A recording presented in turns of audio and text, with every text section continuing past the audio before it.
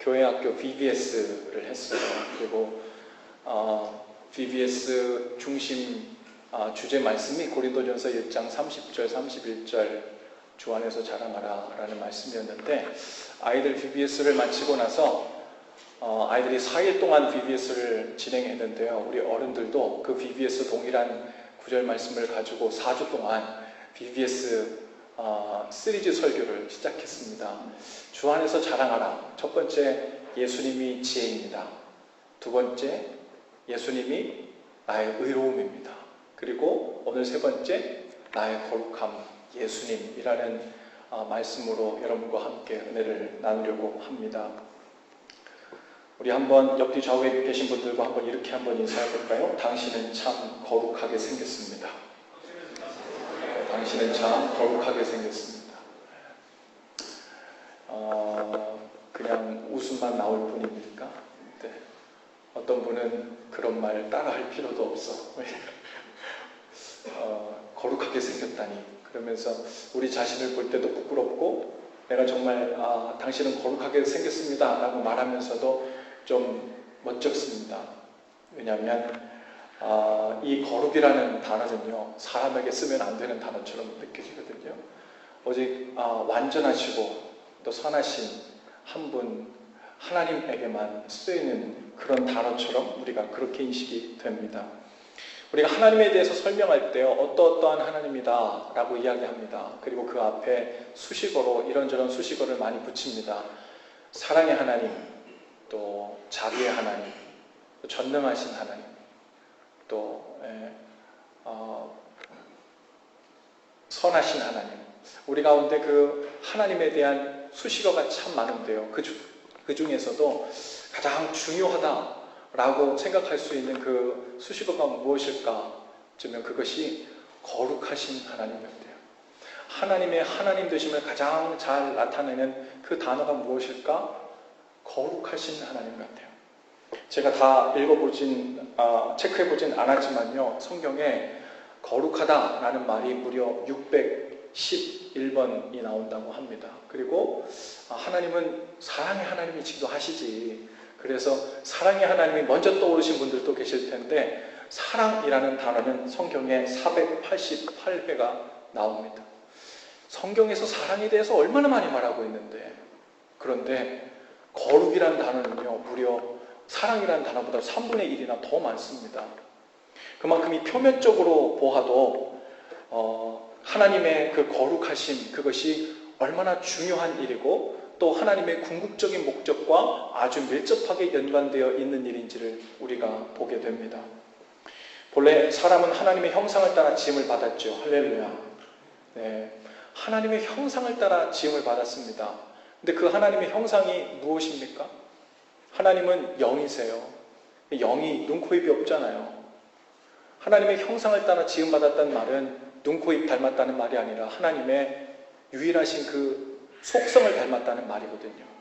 하나님의 사랑의 속성, 하나님의 영원의 속성, 그 영원하신 하나님, 사랑이신 하나님, 그리고 다양한 속성들이 그 안에 있지만, 우리가 하나님의 형상을 닮았다고 말할 때 이런저런 속성들이 있지만 가장 본질적이고 가장 중요한 속성이 있다면 바로 거룩하신 하나님의 형상을 따라 사람이 만들어졌다는 것입니다. 할렐루야. 그래서 우리는요, 거룩한 존재들로 지어졌습니다. 그래서 우리는 본래 이 거룩하게 살아야 합니다. 거룩하게 사는 소명 가운데 부름받은 자들이 바로 하나님의 자녀들이죠. 하나님의 형상으로 지음받은 후에 어떤 일이 벌어지냐면, 죄로 인해 그 거룩함이 훼손됩니다. 그리고 깨어집니다. 그리고 그 거룩함이 있던 자리에, 거룩함이 자리를 비우고 나니까 그 자리에 죄의 삶이 들어오고요, 또 죽음과 사망이 그 자리를 채우기 시작합니다. 그래서 처음 예수 그리스도의 십자가 복음을 듣고 예수님을 나의 구원자, 나의 주님으로 영접했을 때 우리는 그 믿음으로 의롭게 되어 하나님의 자녀가 되는 은혜를 받았죠. 그런데 믿음으로 의롭게 되는 바로 그 순간, 이 신학적으로는 칭의라고 그러는데요, 의롭다고 칭해 주시는 그 순간, 하나님의 자녀가 되는 순간, 다른 말로 하면 새 삶이 시작되는 순간, 거듭나는 순간. 바로 그 순간에 눈에는 안 보이지만 새로운 역사가 영적으로 일어나는 것을 우리가 보게 됩니다. 성경에서 바로 그것을 이야기하고 있어요. 성경에서는 우리가 의롭게 되어서 하나님의 자녀가 되었을 때 그 순간에 하나님의 자녀가 되고 천국을 소유로 받고 영생을 선물로 받는다는 그 놀라운 복음의 소식이 우리 가운데 전해졌어요. 그리고 period, 점이 찍어진 게 아니라는 거예요. 의롭게 되어 하나님의 자녀가 되는 그 순간은 그 후에 올 훨씬 더 중요한 그 무언가를 준비하기 위한 준비 단계라는 것을 우리가 알게 됩니다. 우리가 하나님의 자녀가 되고 천국을 소유하고 영생을 얻었기 때문에 신앙생활의 가장 중요한 핵심 부분이 끝난 것이 아니라 이제서야 하나님께서 우리 속에서 이루려고 하는 그 중요한 본질의 것을 본격적으로 시작할 수 있는 준비가 이루어진 거예요. 그게 하나님의 자녀가 된 것이고 의롭다함을 얻은 것이고 천국을 소유한 자가 되고 영생을 소유한 자가 된 것입니다. 그것을 우리가 바로 그 의롭게 되는 순간에 성령께서 그 의롭게 된 하나님의 자녀를 붙들고 견인해서 하나님의 본래 형상, 그 거룩함까지 우리를 이끌고 동행하시며 데리고 가주시는 거예요. 그 과정을 우리는 신학적으로 성화라고 얘기합니다. 그러니까 우리가 말하자면 이렇게 설명할 수 있어요. 우리가 신앙생활을 하는 목적, 처음과 중심과 끝이 다른데요. 맨 처음에 신앙생활 시작할 때는 내가 예수님을 영접하고 하나님의 자녀가 되어 구원받고 천국 가고 영생 얻는 것이 신앙생활의 목적인 줄 알지만 사실은 그것은 의롭게 되는 순간에 이미 끝나버린 일입니다. 그런데 의롭게 되는 순간에 거기서부터 하나님의 두 번째 이제 본격적인 그 본래 일들이 시작됩니다. 그것이 무엇이냐면 처음에 우리가 하나님께서 하나님의 형상으로 거룩하게 지음받은 존재가 죄 때문에 계속 타락하고 하나님의 거룩함 형상을 잃어버려 왔습니다. 그리고 밑바닥을 칩니다. 그리고 밑바닥 어느 순간에 예수 그리스도를 알고 복음을 들어요. 그리고 믿음으로 예수님을 나의 주님으로 나의 구원자로 영접해서 하나님의 자녀가 됩니다. 의롭다 하심을 얻습니다. 거듭납니다.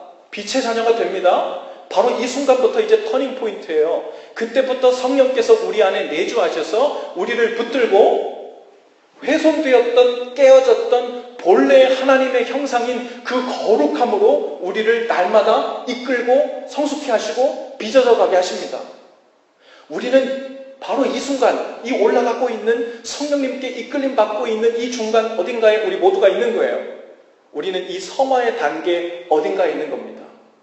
그러니 우리가 신앙생활의 정말 본질적인 이유라 하면 사실은 천국 가고 영생을 얻고 구원받는 게 아니고요. 그건 기본이에요. 거룩한 삶입니다. 하나님을 닮아 거룩함을 회복하는 거예요. 하나님께서 본래 거룩하게 창조됐던 모습, 훼손되었던 그 모습이 다시 회복되고 다시 그 거룩한 모습으로 점진적으로 따라가는 그 모습, 그것을 우리는 주님을 닮아가는 삶이라 그러고 주님과 동행하는 삶이라 그러고 하나님의 형상을 회복하는 삶이라 그러고 성화의 삶이라 그럽니다. 우리는 이 중간 어딘가에 있는 거예요. 그래서 거룩한 삶이란 어디가에 은둔해서 수도사들에게나 어울리는 말이 아니라 모든 믿는 자들이 신앙생활을 하는 그 최종 목적지, Final Destination이 바로 거룩한 삶입니다. 훼손되고 잃어버렸던 하나님의 거룩한 형상을 회복해서 하나님처럼 거룩하게 그분 안에서 살아가는 삶으로 나아가는 것, 그것이 우리 신앙생활의 중심 주제입니다.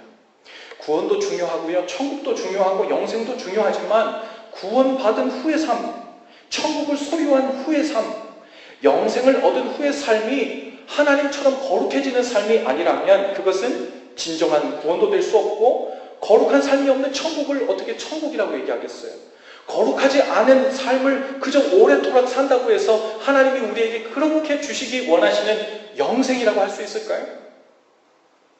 그래서 레위기 구약성경 19장 2절에 보면요, 하나님께서 애국 땅에서 이스라엘 백성을 출애굽시킨 다음에 이스라엘 백성들에게 이렇게 명합니다. 너는 이스라엘 자손의 온 회중에게 말하여 이르라. 너희는 거룩하라. 이는 나 여호와 너희 하나님이 거룩함이니라. 할렐루야. 또 베드로전서 1장 16절에 이렇게 말씀하세요. 내가 거룩하니 너희도 거룩할지어다. 즉 거룩한 삶은 우리 모든 믿는 자에게 주신 궁극적인 사명이에요. 내가 신앙생활 시작한 지 10년 됐고 20년 됐고 그런데 매일 아침마다 잠자리에서 일어날 때 무엇 때문에 일어납니까? 그저 오늘 있을지도 모르는 어려운 일, 힘든 일, 난관들, 속상할 일이 있을 거 그때마다 마음 속상하지 않고 넘어가지 않도록 절망 가운데 빠지지 않도록 간신히 삶을 지탱하기 위해서 살고 있습니까? 물론 그것도 하나님이 우리를 도우시는 방법 중에 하나지만 그것을 위해서 사는 그것은 너무나도 방어적인 태세죠. 자세죠. 하나님께서 우리에게 날마다 허락하시는 그 삶은요. 오늘 일어났는데 그렇지 내가 10년 전에 세례받고 구원받은 거 그때 확증했지, 컨펌했지 세례를 통해 그거 오늘도 세례받았다고 다시 마음에 굳게 다짐해야지. 오늘도 이 믿음 잃지 않아야지. 나는 구원받은 자녀가 틀림없어 천국 갈 거야. 영생을 얻을 거야. 이것을 컨펌하고 리컨펌하고 사는 것이 신앙생활이 아니라는 거예요. 주님께서는 우리에게 새로운 삶을 열어주셨는데 그것이 바로 구원받은 자가 이제 하나님의 형상 깨어지고 잃어버렸던 그 거룩함의 형상을 날마다 성령 안에서 회복해가는 것. 그걸 다른 말로 하면요. 천국을 사는 거예요. 다른 말로 하면요. 진정한 구원의 삶을 사는 거예요. 다른 말로 하면요. 그것이 진정한 영생이 시작된 것입니다. 하나님께서 우리에게 날마다 오늘 신앙생활을 하고 있는 궁극적인 이유가 무엇인지 그것을 바로 거룩함이라고 말씀해 주신 거예요. 우리 옆뒤점에 계신 분들과 그렇게 한번 인사해 볼까요? 우리 신앙생활의 목적지는 거룩한 삶입니다. 우리 신앙생활의 목적지는 거룩한 삶입니다. 네, 여러분 우리가 신앙생활을 한다는 것의 의미를 모르고 또 이 거룩해지는 그 사명 없이 신앙생활을 하고 있다면 그것은 목적지 없이 길을 떠난 것과 같아요. 어디로 가는지도 모르고 그냥 열심히 항해를 하고 있는 것 같습니다. 많은 사람들이요, 하나님께서 주신 이 거룩함이라는 것에 대해서 오해했어요. 그리고 거룩하게 되는 길을 하나님의 생각이 아니라 사람의 방법으로 찾아내려고 애쓰기 시작했습니다. 본래 이 거룩이라는 원어적 의미는요, 구별되다라는 뜻입니다. 구별되는 거예요. 세상 속에서 혹은 죄 가운데서 혹은 세속적인 것에서 구별되어서 하나님 앞에 선하고 아름답게 서 있는 것, 그것을 거룩함이라고 합니다. 그래서 사람들은요, 오직 그 구별되는 것을 통해 거룩해지는 것, 그것만을 생각한 거예요. 그래서 그 구별하는 힘, 떼어놓는 일, 그것에 아주 그냥 열심히 힘을 썼습니다. 특히 유대인들은 거룩하게 되기 위해서 율법적으로 이걸 구별해내는 일, 분리시켜 놓는 일에 아주 전문가였죠. 여자와 남자를 구별하고 이방인과 유대인을 구별하고 죄인들과 의인들을 구별했어요. 사실은 죄인이기도 하고 의인이기도 하고 하나님 앞에서 이방인과 또 하나님 앞에서 구원받은 백성이 그 무슨 기준으로 나눠지는지도 그들 스스로 그냥 다 정하면서요. 저쪽은 지옥편, 이쪽은 천국편, 저쪽은 멸망받을 이방인, 이쪽은 선택받은 유대인, 저쪽은 부정한 여성, 이쪽은 정한 남성, 이런 식으로 유대인의 세계관 가운데서 이것들을 정하기 시작한 겁니다.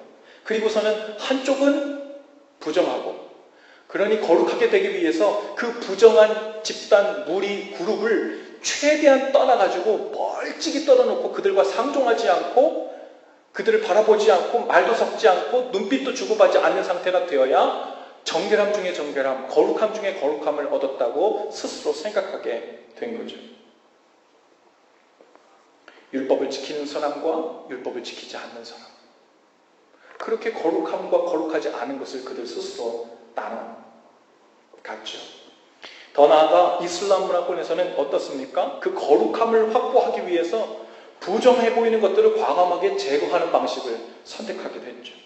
성전이라고 하죠. 거룩한 전쟁이라 스스로 부르면서 거룩함을 위해서는 부정한 자들로 여겨지는 믿지 않는 자들을 무력으로 점령하고 죽여서라도 거룩함을 쟁취해내겠다고 마음먹은 겁니다.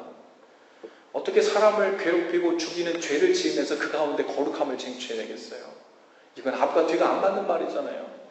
피를 흘리고 죄를 지으면서 그 가운데서 아주 엑기스의 거룩함을 끄집어내려고 부정한 것들을 제거하는 방식을 선택한다는 것은 이건 지극히 인간적인 발상이죠. 그 과정이 거룩하지 않은데 어떻게 그곳에서 정결한 엑기스의 거룩함이 나올 수 있겠어요? 그런데요, 이렇게 사람들의 생각, 거룩함을 확보하기 위한 사람들의 계산이 계속해서 흘러나오고 그 가운데서 안타까운 일들과 또 죄의 결과물이 흘러나올 때 예수님께서 오셨어요.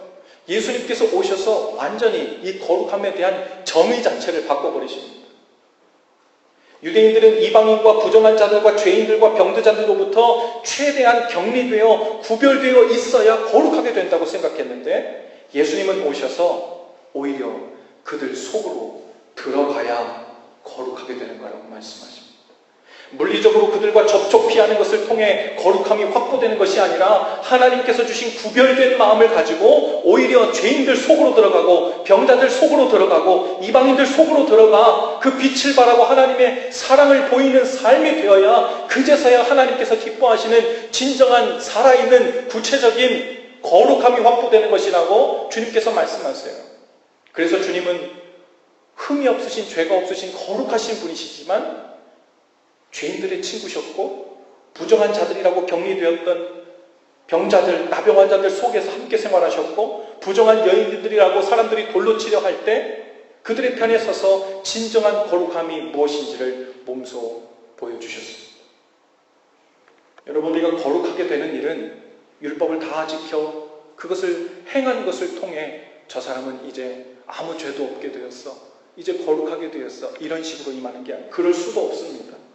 오직 예수 그리스도의 보혈로 깨끗함을 입을 때 거룩하게 됩니다.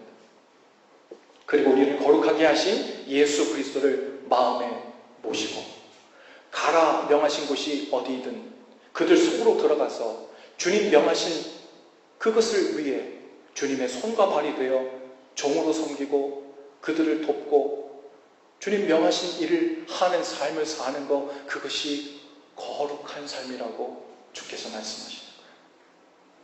베드로전서의 3장 15절에 보면 너희 마음에 그리스도를 주로 삼아 거룩하게 되고 라고 했어요. 거룩해 되는 것이 무엇을 통해 된다고요? 마음에 그리스도를 주인으로 모셔드릴 때 거룩하게 되고 그랬습니다.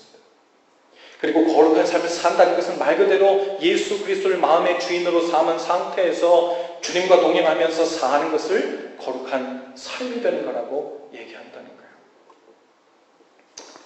그런데 우리가 주님을 마음에 모시고 거룩한 삶을 살고 있다면 반드시 밖으로 드러나야 되는 증거들이 몇 가지 있다고 오늘 야고보서 말씀에서 우리에게 이야기하고 있습니다. 그 첫 번째 조건이 바로 야고보서 1장 26절 말씀이에요. 우리 한 목소리로 다 같이 한번 읽어볼까요? 시작! 누구든지 스스로 경건하다 생각하며 자기 혀를 제갈 물리지 아니하고 자기 마음을 속이면 이 사람의 경건은 헛것이라. 아멘. 먼저 자신을 경건하다, 나 좀 괜찮은데, 나 좀 착한데, 나 좀 주님이 인정할 만한데, 이렇게 스스로 생각하는 사람이 조심해야 될 부분이 있는데 바로 자신의 혀를 제갈 물리는 일이라고 얘기합니다. 이런 말이에요. 나는 이제 주님과 동행하면서 거룩한 삶을 살고 있어 라고 스스로 생각하면서 반대로 나보다 덜 경건하고 나보다 덜 거룩한 삶을 사는 것 같지 않은 사람들을 향해 판단하고 정죄하는 그 입을 조심하지 않으면 우리의 경건은, 우리의 거룩함은 거짓말이고 그 경건은 헛것이라고 이야기하는 거예요. 저 사람은 어떻게 믿는다면서 저렇게 말하고 행동할 수가 있어? 이 말 속에는 나는 저 사람 말과 행동보다 조금 더 거룩한 사람이라는 전제가 들어가 있죠. 어떻게 저 사람은 저렇게까지 죄인일 수가 있어? 그 말 속에는 나는 저 사람보다 의인이고 경건하다는 말이 들어가 있어요. 어떻게 저 사람은 그리스도인이면서 저렇게밖에 못 살아? 라는 그 뉘앙스의 안에는 정죄하고 판단하는 말이 들어가 있죠. 성경은 말합니다. 그 남의 경건과 거룩에 대해서 판단하는 그 입을 닫고 재갈 물리지 않으면 그 사람은 스스로 경건하지도 않으면서 거룩한 채 하는 스스로 속이는 사람일 뿐만 아니라 그 사람은 거룩함은 거짓이다, 헛것이다 라고 이야기하고 있습니다. 오늘 하나님 앞에서 우리의 모습이 어떤지 좀 돌아보면 좋겠습니다.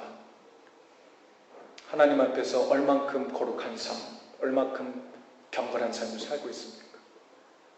하나님 앞에서 우리의 입은 얼만큼 재갈 물려 있어요.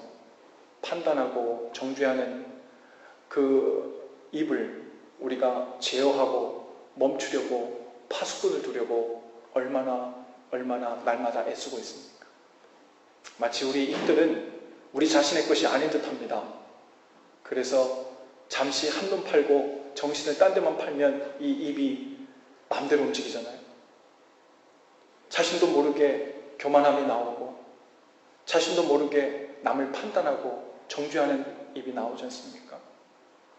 그 입을 조심스럽게 매일매일 닫고 재갈 물리는 일 없이는 우리 안에 진정한 경건함, 거룩함이 우리 가운데 생성될 수 없다는 말을 하고 있는 거예요. 두 번째로 27절 말씀을 우리 다 같이 한번 읽어볼까요? 시작! 하나님 아버지 앞에서 정결하고 더러움이 없는 경건은 곧 고아와 과부를 그 환난 중에 돌보고 또 자기를 지켜 새 속에 물들지 아니하는 그것입니다. 아멘. 영어 성경 그 NIV 버전에 보면요, 여기서 경건이란 단어를 religion 혹은 true religion이라고 번역했어요. 종교, 진실한 종교 이런 뜻이잖아요. 하나님 앞에서 정결하고 더러움이 없는 진실한 종교란 혹은 거룩함이란 이러이러한 것입니다. 이런 뜻이에요. 바로 고아와 과부를 그 환난 중에서 돌아보고 또 자신을 지켜 새 속에 물들지 않게 하여 하는 것이다. 그것이 true religion이다. 고아와 과부를 환난 속에서 돌보는 일, 이건 프랙티컬한 일이거든요. 찾아가는 일이에요. 손을 내미는 일입니다. 이러한 일들이 없이 하나님 앞에서 내가 스스로 경건해지는 일은 있을 수 없다는 거예요. 하나님 보시기에 거룩해지는 일은 이러한 일 빼고는 있을 수가 없다는 일이에요. 당시의 고아와 과부는 도움의 손길이 절실히 필요한 사람들의 대표성을 띈 사람들이었습니다.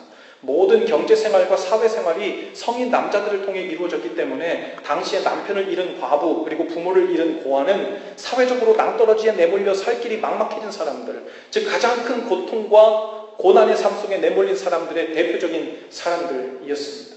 오늘은 조금 의미가 다릅니다. 오늘날 남편이 없다고 여성이 경제생활을 못하거나 사회생활을 못하거나 먹고 살지 못하거나 그런 건 아니잖아요. 부모가 없는 고아들을 위한 보호시설도 있고 또 자수성가하는 사람들도 많습니다. 그래서 오늘날 우리의 삶 속에서 하나님께서 우리에게 보여주시는 같은 의미로서의 고아와 과부들은 누군가? 그것을 재정의할 필요가 있습니다. 혼자 고립되어 그 아픔과 고통에 대해서 누구도 알아주지 못하고 우리 곁에 우리 이웃집에 항상 있지만 누구의 관심도 받지 못하는 그 사람, 그 존재, 그 사람이 바로 우리에게 고아와 과부입니다. 여러분들에게 있어서 고아는 누구고 과부는 누구예요? 어쩌면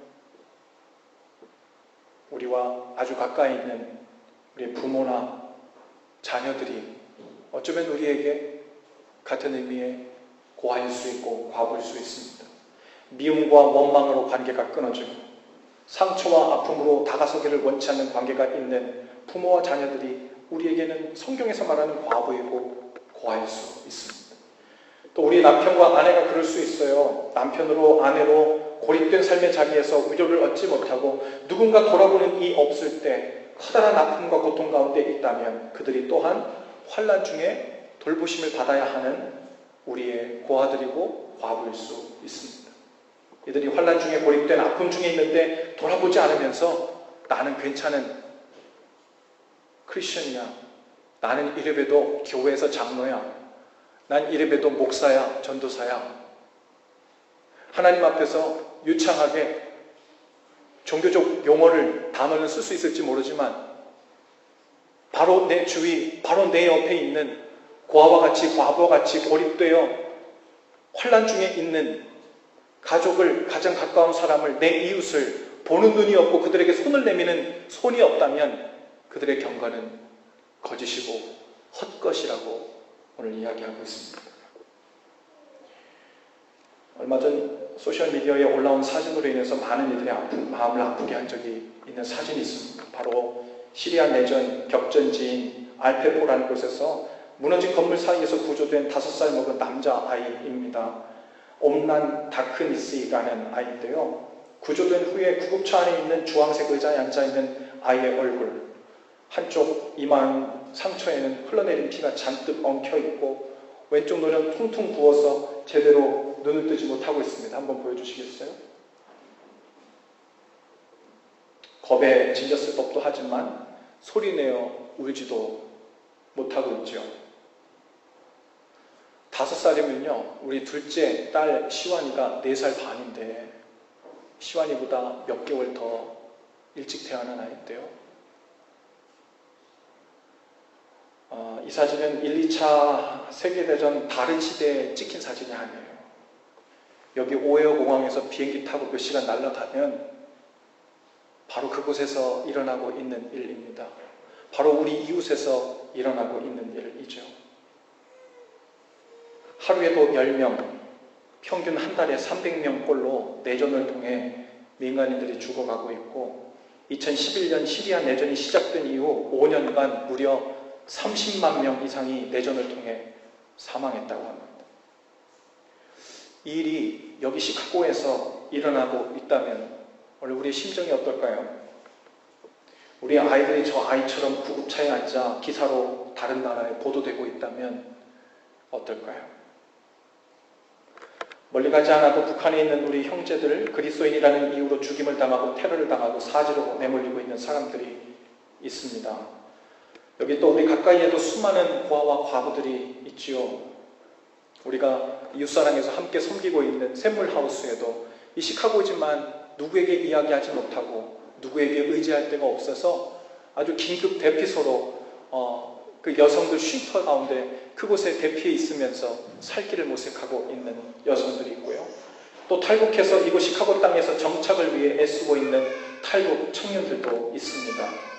그들 중에 일부는 이미 우리 교회에서 도왔고 또 돕고 있지만 그들을 우리에게 보여주신 고아와 과부들임을 믿으면서 우리의 경건, 그 거룩함의 손길이 계속되어야 할 줄 믿습니다.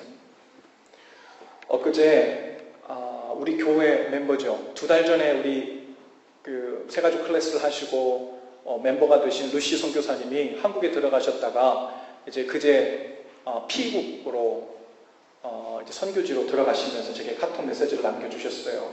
위험한 이슬람 선교지 한복판으로 다시 들어가시면서 기도를 부탁하셨습니다. 선교사님이 그 땅에 들어가는 이유도 바로 그냥 선교사, 저 사람은 특별히 부름받은 사람 이런 것을 떠나서요. 하나님의 거룩하심, 그것에 대한 소명인 줄로 믿습니다. 그 땅에서 영적으로 사지에 몰려있는 고아와 과부들이 있기 때문에 그래요. 주님의 마음을, 구별된 그 마음을 품고 그 선교지로 들어가는 것이 그 선교사님에게는 바로 경건이고 거룩함인 거예요. 오늘 우리 삶의 자리에서 거룩함으로의 부르심은 무엇인지 한번 생각해 볼 수 있기를 바랍니다. 우리 자녀들이 맛있는 음식, 안전한 잠자리에서 하나님의 복을 받고 살고 있다는 것 감사하고 하나님 찬양할 일 맞습니다. 하지만 거룩함으로의 부르심에는 우리가 어쩌면 반응하고 있지 못할 수 있어요. 우리에게 날마다 보여주시는 고통 중에 있는 고아와 과부들을 향해 우리의 아무런 구체적인 손길이 없다면, 환난 중에 돌아보는 일이 없다면 그 경건은 거짓이라는 거예요. 그 거룩함은 헛것이라고 주님께서 말씀하십니다. 하나님이 복 주셔서 좋은 옷을 입고 맛난 것을 골라 먹으며 살고 있다고, 하나님이 축복해 주셔서 그렇다고만 살고 있다면 그것은요, 하나님께서 우리를 향해 갖고 있는 그 본질적인 구체적인 final destination, 그 final goal인 아주 큰 목적은 잊은 채 단순히 하나님이 초창기 단계로 우리에게 주신 구원이라는 거, 하나님의 자녀되게 했다는 거, 영생을 얻는다는 거, 천국을 얻었다는 거, 그것으로 감사해하며 고아를 잊고 과부를 잊고 있다면 이건 하나님께서 통탄해야 할 일입니다. 우리 신앙생활의 궁극적인 목적이 어디인지, 어쩌면 우리가 영적인 무지 가운데 있는지도 모릅니다. 우리 자녀들에게 더 좋은 신발, 더 값비싼 옷 사주는 것 중요하고요. 또 감사한 일이기도 해요. 그로 인해서 마음이 뿌듯함도 실제로 부모로서 느끼기도 하죠. 그런데 한번 여러분께 구체적으로 좀 권고해드리고 싶어요. 우리 이웃사랑에서 함께 하고 있는 샘물하우스도 좋고, 북한에 있는 아이들 돕는 오병이어 사역도 좋고요. 여러분의 하나님께서 주신 그 재정에서요, 기본생활비에서 구제와 선교를 향한 일정 금액 혹은 일정 퍼센테이지를 얼마가 되었든 간에 하나님 앞에서 결단하고 결정하여 하나님께 정기적으로 드리는 일들을 시작할 수 있기를 바랍니다. 그것은 돈 남으면 드리는 옵션 일들이 아닙니다. 그것은 바로 하나님 앞에서 마땅히 우리 신앙생활의 궁극적인 목적인 경건한 삶, 거룩한 삶에 이르는 뛰어 스킵할 수 없는 반드시 지나가야 하는 길임을 주님께서 오늘 말씀을 통해 우리에게 깨닫게 하십니다. 하나님께서 우리에게 주신 재물은 물론 우리 자신을 위해 돌보기 위해서 주신 것이기도 합니다. 하지만 그 속에는 우리를 위해 주시기만 한 것이 아니라 하나님과 하나님의 교회를 위해 드릴 부분도 있고, 고아와 과부들을 위해 나누라고 주신 분명히 그 포션이 분명히 있습니다. 그것은 처음부터 우리의 것이 아닌 거예요. 어떤 교회에서는요, 이렇게 권고를 하면 몇몇의 성도님들은 이미 드렸던 11조나 주일헌금을 그대로 선교헌금이나 구제헌금으로 항목 변경만 하는 분들이 있다고 우리 친구 목사님들이 그러시더라고요. 얼마가 되었든 여러분, 하나님 마음 주심을 따라서 순종하여 엑스트라 헌신을 주님 앞에 하실 수 있기를 바랍니다. 이거는요, 하나님 앞에서 내가 도네이션을 얼마 하는가 한 이슈가 아니라 하나님 앞에서 믿는 하나님의 자녀로 신앙생활의 그 여정인 거룩함의 삶을 살기 위한 구체적인 방법이 무엇인지를 연습하고, 우리의 신앙생활이 뜬구름 잡는 이야기가 아니라 우리 삶의 구체적인 부분에서 하나님을 믿고 예수님을 따라가고 주님의 손과 발이 돼서 사는 것이 무엇인지를 이제 본격적으로 받아들이고 신앙생활을 제대로 해보겠다는 스타트 포인트가 되는 것입니다. 여러분, 아이들에게 좋아하는 장난감 사줬던 건 감사하고 또 좋은 일이지만 가끔은 아이에게 그렇게도 좀 물어봐 주세요. 우리 아이들에게 가끔 제가 이렇게 묻습니다. 유한아, 시완아, 네가 원하면 이 인형 또 사줄 수 있어. 그런데 너 이 인형 비슷한 거 이미 가지고 있잖아. 이번에는 이 인형 살 돈으로 저 시리아에 혹은 북한에 있는 엄마 아빠도 다 죽고 잃어버리고 먹을 것도 없어서 도울 사람 기다리고 있는 친구한테 보내주면 어떨까? 네가 그러라면 엄마 아빠도 그러고 싶은데 네가 원치 않으면 안 해도 돼. 끝까지 기다려주고 다음번 원할 때 하면 돼. 아이들에게 좋은 것을 주는 것도 허락하지만, 좋은 일이지만 아이들이 매번 자신의 것을 포기하고 일정 부분을 하나님이 나에게 허락해 주신, 우리 주변에 보내주신 고아와 과부들 통해 흘려보내고, 그것이 그들의 몫임을 알고 일생을 거쳐서 구체적으로 거룩하게 사는 삶에 관해서 여러분 가르치시는 기회가 있게 되기를 바랍니다. 어렸을 때요, 엄마 아빠가 많이 좋은 거 주면 얼마나 좋아요. 원하는 거 달라는 대로 주면 얼마나 좋아요.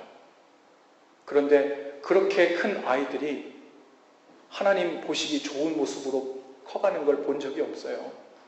어렸을 때 조금 못 가졌어도요, 2개, 3개 가질 거 1개, 2개만 가져도요, 나눌 줄 알고 없는 아이에게 줄 줄 알고, 하나님이 나에게 고아로 과부로 보내주신 이 아이에게 이들을 섬기고 사랑하고 나누라는 사명을 주셨다는 것을 어린아이 때부터 인식하고 사는 아이들은 삶 전체의 방향이 달라집니다.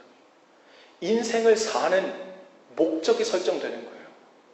그냥 단순히 내 인생 가운데 좋은 것, 만난 것, 더 많은 혜택이 들어오는 것, 그 조건 따라서 웃었다, 울었다, 마치 기계처럼 그렇게 사는 무미건조한 삶으로 떨어지지 않게 되는 겁니다. 어쩌면 우리 중에 어떤 분들은 스스로 생각하기를, 야, 나는 누구를 돕기 전에 내가 궁핍하고 내가 고아이고 내가 과부 같은 사람인데, 나는 내일을 걱정하는 사람인데, 그런 분들이 있을지도 몰라요. 성도들 중에 여러분, 서로를 돌아보시고 우리 가장 가까이 있는 고아 같은 사람들, 과부 같은 사람들을 주께서 도우라고 우리 눈에 보여주신 줄로 믿습니다. 주님을 마음에 모시고 그 구별된 마음으로 우리의 이웃들, 고아와 과부로 새롭게 보여주시는 도움이 필요한 이들 속으로 들어가는 일, 죄인들 속으로 들어가는 일, 부정하다고 생각했던 자들 안으로 들어가는 일, 말 섞기 싫고 눈빛 설기 싫은 마음에 들지 않는 형제 자매들 속으로 주님의 마음을 품고 들어가는 일, 그게 거룩함이라고 말씀하십니다. 난 저렇게 못돼 먹은 사람, 마음 삐뚤어 먹은 사람, 신앙 제대로 박혀지지 않는 사람과 결코 상종하지 않으리, 말 섞지 않으리, 그런다고 거룩해진 게 아니라고. 오늘 성경에서 오히려 그것이, 그 거룩함이 거짓이고 헛것이라고 이야기합니다. 오늘 주님께서 여러분들을 들어 각별한 구별된 마음을 가지고 들어가라 명하시는 그 죄인의 그룹이 어딥니까? 그 불편한 자리가 어디예요? 그리고 하나님께서 들어가 저들 가운데 섞여서 주님의 빛을 발하고 사랑을 보이고 하나님의 말씀 가운데 이끌려 사는 사람임을 보이라고 하는 그 그룹, 그 자리, 그 사람들은 누구입니까? 거기가 우리가 있어야 되는 자리입니다. 그러면요, 우리의 삶은 어떻게 되겠어요? 불편합니다. 교회 다니는 게 힘듭니다. 하기 싫은 거 자꾸 하라고 그러거든요. 그게 정상이에요. 하기 싫은 거를 하게 되는 것, 그게 믿는 자들의 정상이라고요.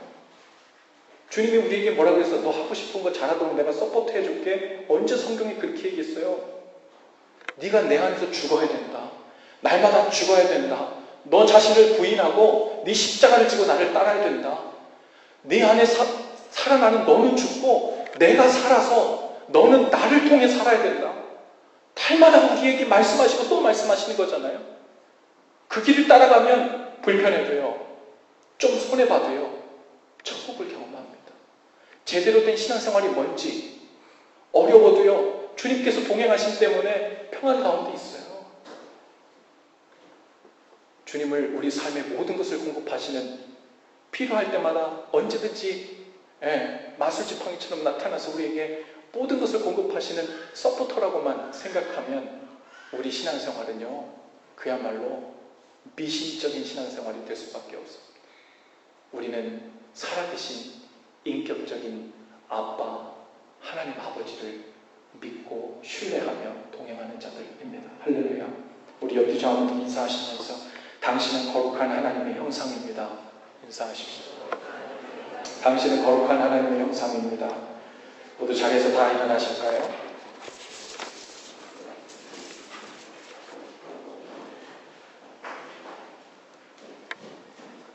우리 설교노트 아랫부분에 있는 것, 우리 스크린에도 함께 있는데요, 오늘 주신 말씀을 기억하면서 거룩하라는 그 부르심 가운데 응답하여, 주님, 이것이 저의 기도이고 소원입니다. 이것을 주님 앞에 기도로 한 목소리 올리며 나아가십시다. 기도하십시다. 주님, 하나님의 형상을 회복하는 거룩한 삶으로 우리를 초청해 주시니 감사합니다. 이제 주님과 함께 말만이 아닌 진정으로 거룩한 삶을 살기를 원합니다.